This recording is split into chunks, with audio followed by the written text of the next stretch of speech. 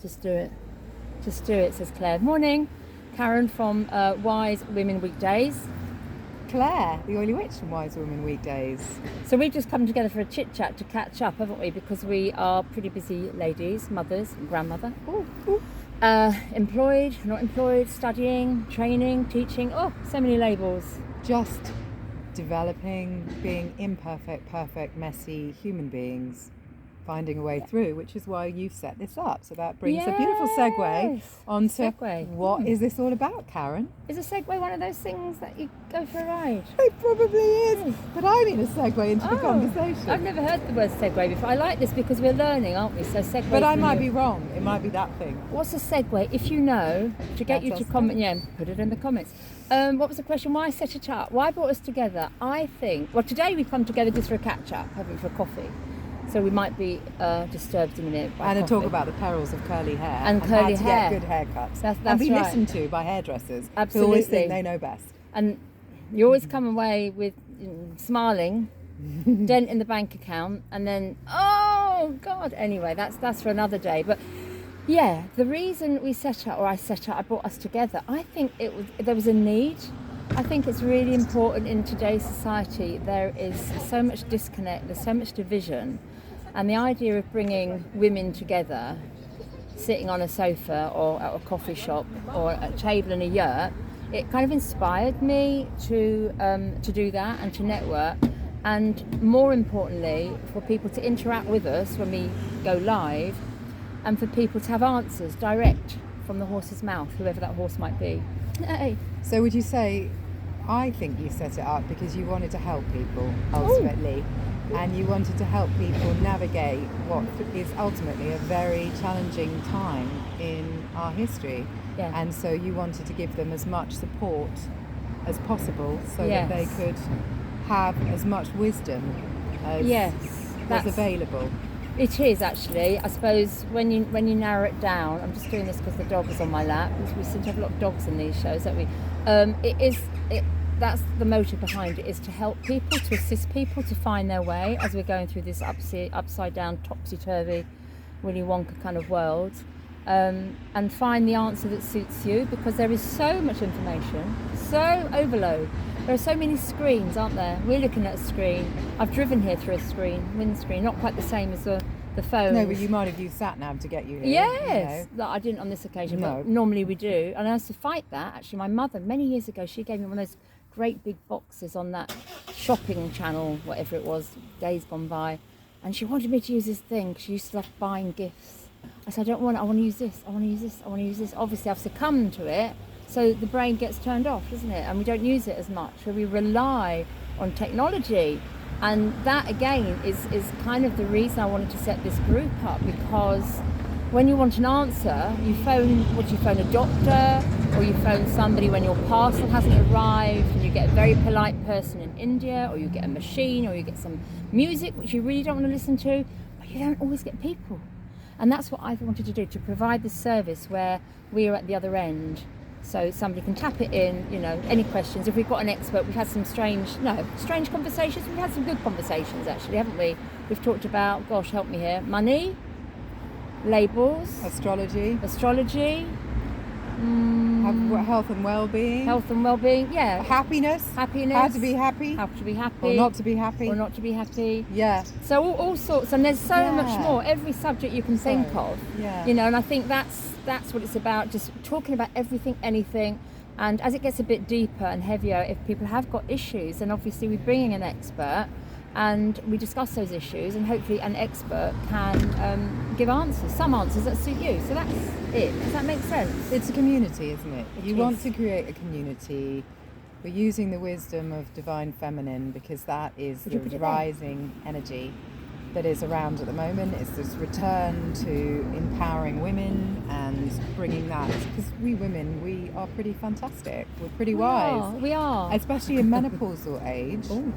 I feel that, we're not, someone said it the other day, I think I said it on one of the programs already, it's like every month, if you're still menstruating, your wisdom is going out, whereas once you stop menstruating, that wisdom stays in there. And we're like fine wines, we get wiser as we get older, and we perform so many different roles. We move and we flow, I think. There's also a joke, and I wish I could remember the beginning. I just remember the end bit. It's about women and likening them to certain parts of the world. Like when you're young, you're like France. No, I think you'll probably land up as France. No, you end up as Africa. Do you? Because everybody knows where it is, but they don't want to go there. That's a horrible joke. I know. think I'm landing up as France. Fine wine, champagne, baby. Yeah, I'll be Africa. You could be. No, you're not going to be Africa. We're helping you not to become Africa. But I do love Africa. I know, I hear you, but I think that's also what you're putting across is the fact that this business of getting older, which we in our culture are told to reject and to try and delay, do everything we can not to be old. We're putting the power back in being older, wiser women and restoring that and making those women, your generation, my generation, feel good about what we're doing. And going back to Africa, it's one of the wealthiest continents on the world because it has got so much in minerals, in gold, in animals, and nature. So in that respect, it is like women. It's been financially raped by men for thousands of years. We've been spiritually raped. Yes. Sorry, I'm still not trying to be controversial. We're on one here. But we're not allowed. We haven't been allowed our power. We've been made to feel bad about our aging. We're unattractive. We've got old. We've lost our purpose because we can't have any more children. That's just simply not the case. This time of life. No, it's the powerful. Best. And I agree. I totally agree with that. And talking to Steve Judd the other day he's saying when he became 60, that's when his life began. So I've just turned 60 this year. I've got divorced this year. I've become a grandparent this year. So, life is changing, but I am free. That is a really powerful thing in every aspect, like you say, with the bleeding every month, you don't have to rely on that, with the pains that brings in. There's a lot. I'm excited about it, actually, about the future of being 60. When you've got your health, when you've got your sisterhood, your community, which again, that's what it's all about, bringing people together. Then what more do you need? My grandfather always said that. Best years of his life were his 50s and his 60s. Really? And my mother, I think, said her 50s. Well, there is wisdom, isn't it? I mean, you can look back, because I know when I lost my father, and that was the day after my daughter was born, so my hormones were all over the place, happy hormones, sad hormones. But when he went, he was a wise old man, and I thought, where's all that knowledge gone? How can it just dissipate? How can it just go? And I don't think it does. I think somewhere through the ether, it channels down into us. Because you always refer back to your grandparents, your great-grandparents, or somebody in the past that has done something. So it goes somewhere for sure. Oh, it totally does. Exactly. I heard I think it was that DeMartini character, that guy who was really, really good. I can't remember his first name. Anyway, he's really wise. And he was saying that you can look at grief and you can understand that when that particular person passes to another dimension or dies or whatever you want to call it, then their character and their wisdom and their energy disperses into the people around them. So they start giving you the same experiences. So you can see snippets of that person all around you if you care to look. Right. Obviously they're there in spirit to communicating as well. That. So as we're all part of a collective also, when we die, we pass on everything to the collective consciousness. Right. So it's like then you lose. No, and I concur with that. And again, it's like referring to the Akashic records, isn't it? Which is all stored up. The library in the sky. Yeah, if we believe that. I think many of us are believing that. I think it's becoming more mainstream. Some people do think it's a little bit, what's she talking about? As my father would. I would never believe when you're dead, you're dead. A lot of people do, and that's again freedom of speech, freedom of thought. Those views are welcome, but yeah, for me, there's more to life than being in this mortal body and walking this planet. And I just want to interject here a little bit about the men thing. We're not against men. I'm not against men. I like men. We need men. We need men. Oh, and completely. We're a balance. It's yin yang. Yes, it's been so out of balance is what I meant. For thousands of years, men have had all the power. And it's like we women have had none. And I really feel that. It's been stripped out of everything.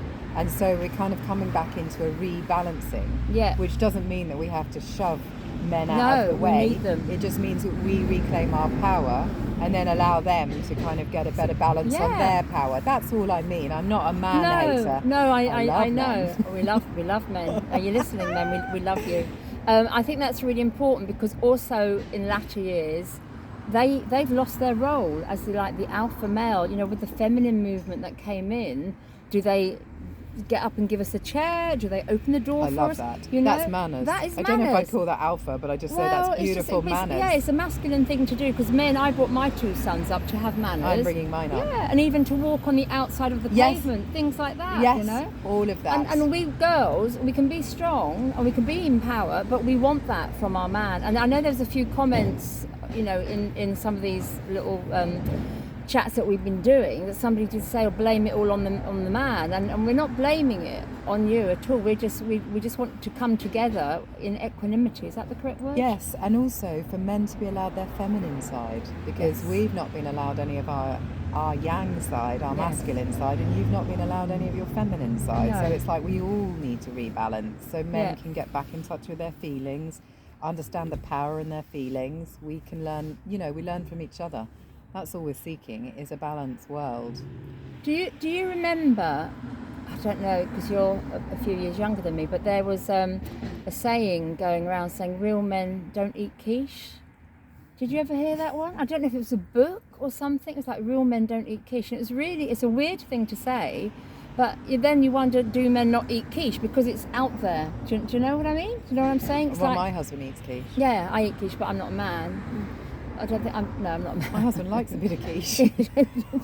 If you're a man, do you eat quiche, and do you remember it? Real men don't eat quiche. What a kind of stupid statement. Exactly. It's these stupid generalisations that drive me insane. Yeah. Again, it's the label thing. Yeah. It's like, real men don't do that. Real women don't do that. You know, and That's loving right. woman doesn't do that. It's just like, what? You do you and I'll do me. Yeah, and we'll all be fit fine. in the middle. Yeah. And another one, and we can close on there, because I know the ladies got our coffee. It's getting cold. We asked you to put it that way. Hot tea. But the other thing about when people make comments, or a corporation makes a comment, it was the ones that make the cornflakes. I won't say the brand, but they make the cornflakes, and they created the name is breakfast is the best meal of the day. And I was brought up on that. Yep. Breakfast is which your is best not meal true. of the day. No, it's not true. And I thought, well, I've eaten my cornflakes because I've been told to, because my mother sort of expressed, you know, Yeah, you're but breaking that's your advertising slogans. I know. We need to do a whole thing on that, because we've got a whole thing on being manipulated constantly, bombarded by these messages about this is what health looks like. Breakfast is the best meal of the day, and actually the best meal of the day might be lunchtime for you, supper time for somebody else, tea time for somebody else. It's like, it's what you like, it's your preference. Yeah, and you can reverse it. My hairdresser from years back used to have his roast dinner in the morning and his breakfast of an evening. Wow. I thought that was really odd. No, but I quite like that No, it's idea. great, it makes sense. It's just I couldn't know where I'd find the time to cook a roast in the morning. Although the oven is so clever these days. You never that know. I could set it up the night before and the oven could cook it for me for breakfast. Or you could get Alexa to do it. Alexa, roast dinner. No, I don't have Alexa. I don't. We won't talk about Alexa. No. Anyway, on that note, I think we should have At our 13 coffee. minutes, we're going to end. Yes, so thank you for watching, and do like, comment, share. See you next time. Bye.